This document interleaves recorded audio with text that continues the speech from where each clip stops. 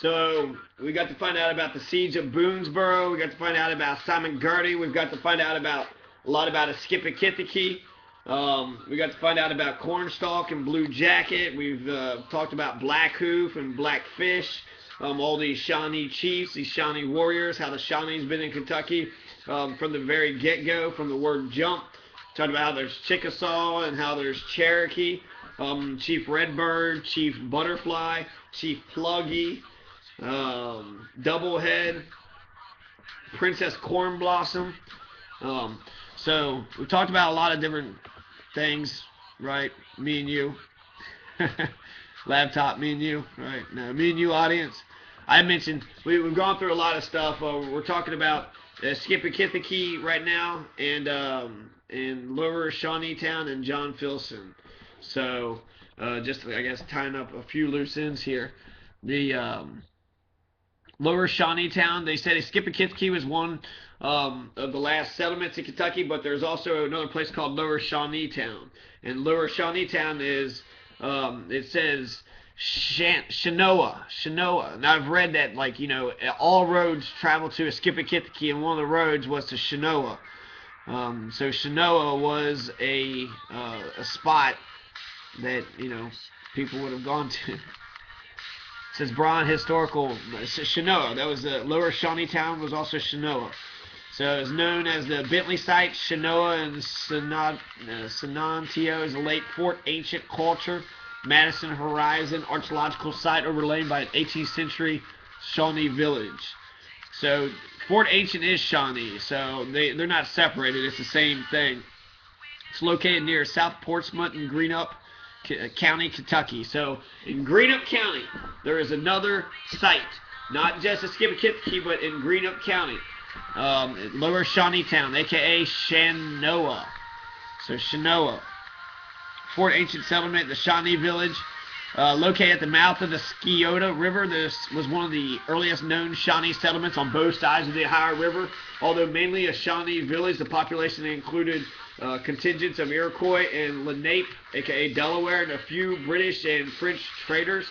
It was established in the 1730s and was a major village until 1758. One account from 1750 described it as a community of 300 men, including a total population of around 12,000. The town consisted of 40 houses on the Kentucky side and 100 houses on the Ohio side. 40 houses, 40 permanent houses, settlements, including a 90 feet long council house. So even a big, you know, government building, a big community center. In the summer of 1749, Pierre Joseph Celeron de Blainville moved down the Ohio River on his lead plate expedition, burying lead plates at locations where major tributaries entered the Ohio. The plates were inscribed to claim the area for France. He stopped at Lower Shawneetown, where he demanded that the British traders leave, although most refused to do so. In January 1751, the British traders Christopher Gist, George Croghan, Andrew Montour, and Robert Calendar recorded their visit to the village. So Lower Shawneetown was there. Lower Shawneetown, Shanoa. The town was a key center in dealings with other tribes and with Europeans before it was abandoned in 1758. So see also the Thompson site, Fort Ancient Settlement, Portsmouth Earthworks.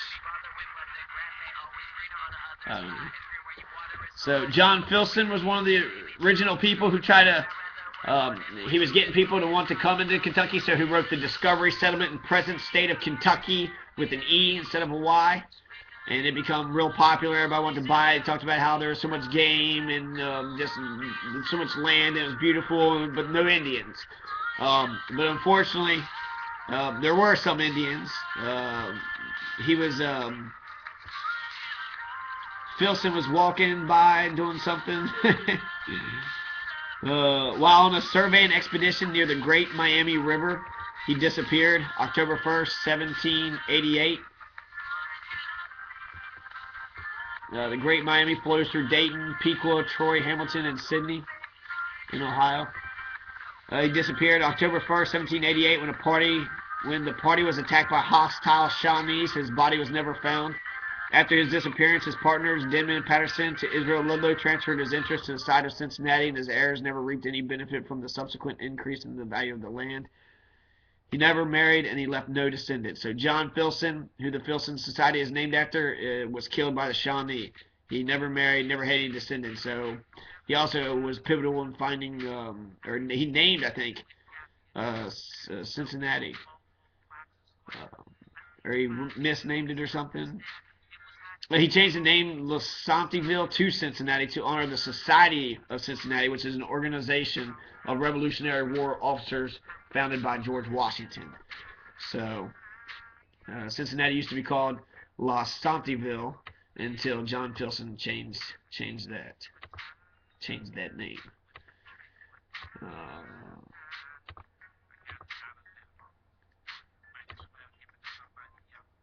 Between 1715 and 1725, a number of the Pequot band of Shawnee returned from the south and built a town, Eskippikithiki, in the southern part of Clark County, where they remained for some time until they moved to Ohio and took sides with the French in the campaign against Braddock.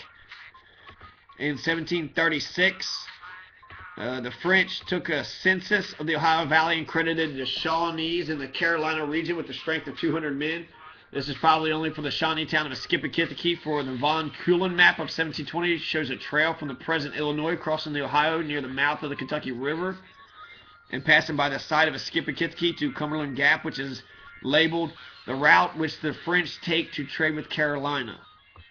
Peter Chartier, a half-breed Shawnee trader, the son of Martin Chartier, was in Kentucky in the late 17th century. He had his chief post at the Shawnee town in the Pequot Creek in Pennsylvania, and probably reached out for trade with his Shawnee kinsmen in Kentucky. In 1745, he was reprimanded by the governor for selling liquor to the Indians and accepted a captaincy in the French service and fled down the Ohio River, taking with him 400 Shawnee warriors and their families. Having robbed all the English traders they met, they went to their kinsmen at Eskippikithiki, where they stopped until the fall of 1747. After making trouble in the South for several years, they drifted back, stopping at the present Shawnee town, Illinois, until they were allowed to return to the British allegiance in their old homes. Chartier fled to the French in Illinois. About 1729, Shawnees, Delawares, and Mingos built Lower Shawneetown on the western side of the Scioto River at its mouth. A suburb of this backwards capital was built on the Kentucky side, now Fullerton, and some trading posts were established there by Colonel George Croghan, and others. This town and its Kentucky suburb were deserted just before the French and Indian War. Eskippikithiki and Lower Shawneetown were the last Indian settlements in Kentucky. So the Lower Shawneetown is was built at the mouth of the Scioto River, and there was a backwoods capital was built on the Kentucky side, a suburb. Eskippikithiki, Tecumseh's father. So Tecumseh's father is from Eskippikithiki, right, and Blackhoof, so two important people that came out of Eskippikithiki. In 1752, John Finley of Pennsylvania, so he's a Pennsylvania trader, built a cabin in the village, but he had a cabin. But earlier the following year, and after an attack of a band of Ottawa, I thought they were French Indians, I guess Ottawa were the French Indians, he abruptly left by 1754. It says the village itself had been abandoned, it was later burned, and then they probably ran over to the Ohio River. And in 1780, white families started settling on top of it. So I don't know, I think it's more likely that they just killed them all, that John Finley had something to do with killing them all. And once it was empty, got Daniel Boone to go check it out. Kentucky continues to destroy our heritage, the destruction of Indian old fields. Kentucky's rolling plains and foothills are vast. Central Kentucky holds the key to Kentucky's true past. The myth of the dark and bloody ground has been held in the forefront as the correct Kentucky history, but with the works of the Kentucky Native American Indian Council and the past version of Kentucky Native American Heritage Commission, Kentucky's true history is beginning to shine through. Kentucky's ancient Shawnee Mecca, Eskippikithiki, is known today as Indian Oldfields and has been preserved by ignorance for 250 years. Old maps and French census records showed a vast population of my ancestors living in modern-day Clark County in the early 18th century, either by intentional neglect and/or historical pressure. No extensive archaeological survey has been performed on the area of Eskippikithiki. In fact, no one really knows the exact location of it. Sure, the Kentucky Archaeological Survey will flash some papers and studies held high by reputable archaeologists and anthropologists, but this area as far is set for economic development, and no true record of our history has been recorded. I simply do not accept the transportation cabinet's nothing to see here, move along, no Indians explanation. Burial mounds, sacred circles, and not to mention the village site of Eskippikithiki will certainly be lost if the Kentucky Archaeological Survey chooses to ignore this area. I am not against economic development and will not stand in the way of that development. I call on Dr. David Pollock to open the books and find the money to survey this area the right way. I will haunt Kentucky Archaeological Survey until I'm satisfied a proper study has been completed.